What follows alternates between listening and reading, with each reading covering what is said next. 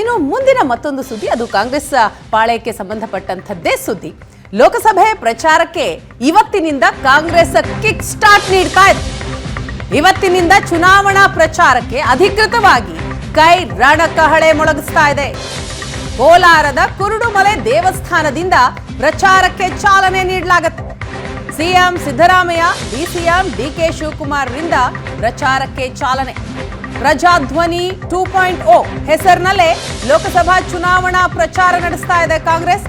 ಬೆಂಗಳೂರಿನಿಂದ ಒಟ್ಟಿಗೆ ತೆರಳುತ್ತಾರೆ ಸಿಎಂ ಹಾಗೂ ಡಿಸಿಎಂ. ಮೊದಲ ಹಂತದ 14 ಕ್ಷೇತ್ರಗಳಲ್ಲಿ ಈ ಇಬ್ರು ನಾಯಕರು ಪ್ರಚಾರ ಮಾಡ್ತಾರೆ. ಲೋಕಸಭಾ ಕ್ಷೇತ್ರದಲ್ಲಿ ಒಗ್ಗಟ್ಟಿನ ಪ್ರಚಾರ ಮಾಡೋದಿಕ್ಕೆ ಈಗ ನಾಯಕರು ಮುಂದಾಗಿದ್ದಾರೆ. ಕ್ಷೇತ್ರಗಳಲ್ಲಿ ಅಂದರೆ ಅವಶ್ಯಕತೆ ಇರುವಂತಹ ಕ್ಷೇತ್ರಗಳಲ್ಲಿ ಮಾತ್ರ ಪ್ರತ್ಯೇಕ ಪ್ರಚಾರ ಮಾಡಲಾಗುತ್ತೆ. ಅದನ್ನು ಹೊರತುಪಡಿಸಿ ಬೇರೆಲ್ಲ ಕ್ಷೇತ್ರಗಳಲ್ಲಿ ಇಬ್ಬರೂ ನಾಯಕರು ಜೊತೆಯಾಗಿ ಪ್ರಚಾರ ಮಾಡೋದಕ್ಕೆ ಈಗ ನಿರ್ಧಾರ ಆಗಿದೆ.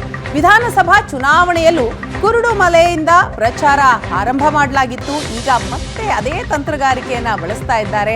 ಬಹುಶಃ ಲಕ್ಕಿ ಅನ್ನುವಂತಹ ಉದ್ದೇಶದಿಂದಲೋ ಏನೋ ಗೊತ್ತಿಲ್ಲ, ಕುರುಡುಮಲೆಯಿಂದಲೇ ಪ್ರಚಾರ ಆರಂಭಿಸಿದ್ರೆ ಅದೃಷ್ಟ ಎಂಬ ನಂಬಿಕೆ ಅವರಲ್ಲಿದೆ. ವಿಧಾನಸಭೆ ಮಾದರಿಯಲ್ಲೇ ರಣತಂತ್ರ ರೂಪಿಸ್ತಾ ಇದೆ ಕಾಂಗ್ರೆಸ್ ಪಡೆ. ಹಾಗಾಗಿ ಪ್ರಜಾಧ್ವನಿ 2.0 ಹೆಸರಿನಲ್ಲಿ ಇವತ್ತು ಕಾಂಗ್ರೆಸ್ನ ಪ್ರಚಾರಕ್ಕೆ ಚಾಲನೆ ಸಿಗುತ್ತೆ. ಇವತ್ತಿನಿಂದ ಕಿಕ್ ಸ್ಟಾರ್ಟ್ ಕಾಂಗ್ರೆಸ್ನ ಪ್ರಚಾರಕ್ಕೆ. ಇಬ್ರು ಕೂಡ ಸಿಎಂ ಮತ್ತು ಡಿಸಿಎಂ ಜಂಟಿಯಾಗಿ ಒಟ್ಟಾಗಿ ಈ ಪ್ರಚಾರದಲ್ಲಿ ಭಾಗಿಯಾಗ್ತಾ ಇರುವಂತದ್ದು ಕಾಂಗ್ರೆಸ್ನ ಬಲ ಹೆಚ್ಚಿಸ್ತಾ ಇದೆ. ವಿಧಾನಸಭಾ ಚುನಾವಣೆಯ ಸಂದರ್ಭದಲ್ಲೂ ಕೂಡ ಭಾರಿ ತಂತ್ರಗಾರಿಕೆಯನ್ನ ನಡೆಸಿದ್ರು. ಪ್ರಚಾರದ ಸಂದರ್ಭದಲ್ಲಿ ಈ ಬಾರಿ ಒಟ್ಟಾಗಿ ಪ್ರಚಾರಕ್ಕೆ ಮುಂದಾಗ್ತಾ ಇದ್ದಾರೆ. ಎಲ್ಲೆಲ್ಲಿ ಯಾವ್ಯಾವ ಕ್ಷೇತ್ರಗಳಲ್ಲಿ ಅವಶ್ಯಕತೆ ಇದೆಯೋ ಅಂತಹ ಕ್ಷೇತ್ರಗಳಲ್ಲಿ ಪ್ರತ್ಯೇಕವಾಗಿ ಪ್ರಚಾರ ಮಾಡುವಂತಹ ಪ್ಲಾನಿಂಗ್ ಕೂಡ ಆಗಿದೆ. ಆದ್ರೆ ಇವತ್ತು ಕುರುಡುಮಲೆಗಿಂದ ಸ್ಟಾರ್ಟ್ ಆಗ್ತಾ ಇದೆ. ಕಿಕ್ ಸ್ಟಾರ್ಟ್ ಹೇಗೆ ಅನ್ನೋದಕ್ಕೆ ಡೀಟೇಲ್ಸ್ ಅನ್ನ ಪಡೆದುಕೊಳ್ಳೋಣ. ನಮ್ಮ ಕೋಲಾರದ ಪ್ರತಿನಿಧಿ ದೀಪಕ್ ಸಂಪರ್ಕದಲ್ಲಿದ್ದಾರೆ.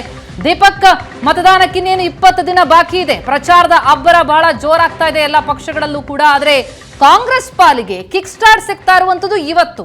ಅದರಲ್ಲೂ ಕೋಲಾರದ ಕುರುಡುಮಲೆಯಿಂದಲೇ ಆರಂಭಿಸ್ತಾ ಇರುವಂತಹ ಒಂದು ಈ ಪ್ರಚಾರದ ಅಬ್ಬರ ಏನಿದೆ, ಅದೃಷ್ಟ ಅನ್ನೋ ಕಾರಣಕ್ಕ ಅಲ್ಲಿಂದಲೇ ಆರಂಭ ಆಗ್ತಾ ಇರೋದು.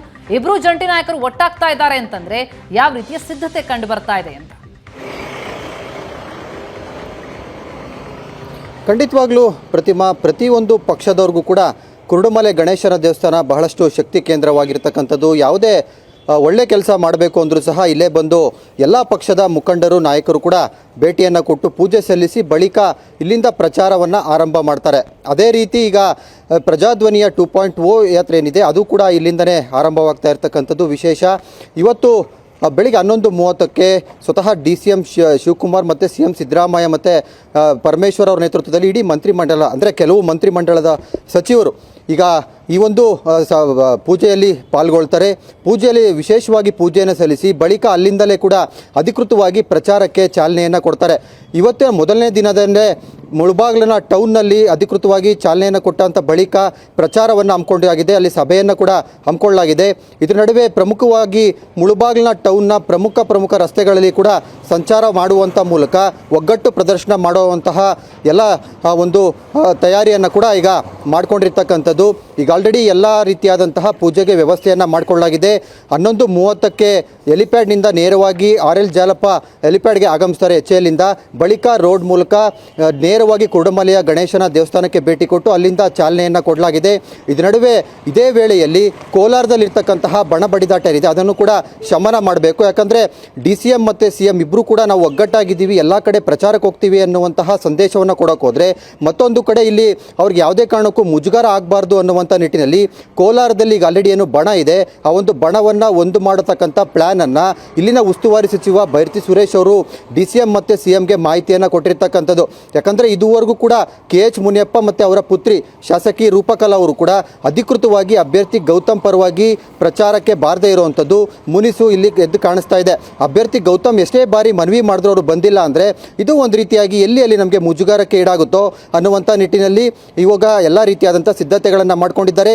ಒಂದೇ ವೇದಿಕೆಯಲ್ಲಿ ರಮೇಶ್ ಕುಮಾರ್ ಮತ್ತು KH ಮುನಿಯಪ್ಪರ ಬಣವನ್ನು ಸೇರಿಸಿ ನಾವು ಒಗ್ಗಟ್ಟಾಗಿದ್ದೀವಿ ಅಂತ ವಿರೋಧಿಗಳಿಗೆ ಒಂದು ಮೆಸೇಜನ್ನು ಕೊಡೋದಕ್ಕೆ ಈಗ ತಯಾರಿ ಮಾಡಿರ್ತಕ್ಕಂಥದ್ದು. ಯಾಕಂದರೆ ಈಗ ವಿರೋಧಿ ಮೈತ್ರಿ ನಾಯಕರು ಇದೇ ಬಂಡವಾಳ ಮಾಡಿಕೊಂಡು ಓದಲ್ಲಿ ಬಂದಲ್ಲಿ ಈಗ ನಾವು ಬಣ ರಾಜಕೀಯದ ಲಾಭವನ್ನು ಪಡ್ಕೊಳ್ತೀವಿ ಅಂತ ಹೇಳ್ತಾ ಇದ್ದಾರೆ. ಈಗ ಏನು ಚಾಲನೆ ಕೊಟ್ಟಂತ ಬಳಿಕ ಎರಡು ಬಣವನ್ನು ಒಂದು ಮಾಡ್ತಾರಾ ಅನ್ನುವಂತಹ ಕುತೂಹಲ ಸಾಕಷ್ಟು ಇಲ್ಲಿನ ಸ್ಥಳೀಯ ಕಾರ್ಯಕರ್ತರಿಗೆ ಮುಖಂಡರಿಗೆ ಇದೆ. ಪ್ರತಿಮಾ, ಥ್ಯಾಂಕ್ ಯು ದೀಪಕ್ ತಮ್ಮೆಲ್ಲ ಮಾಹಿತಿಗಾಗಿ.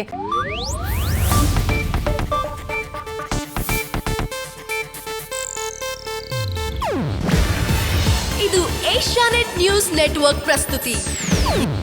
ನೀವು ನೋಡ್ತಿದ್ದೀರಾ ಏಷ್ಯಾನೆಟ್ ಸುವರ್ಣ ನ್ಯೂಸ್.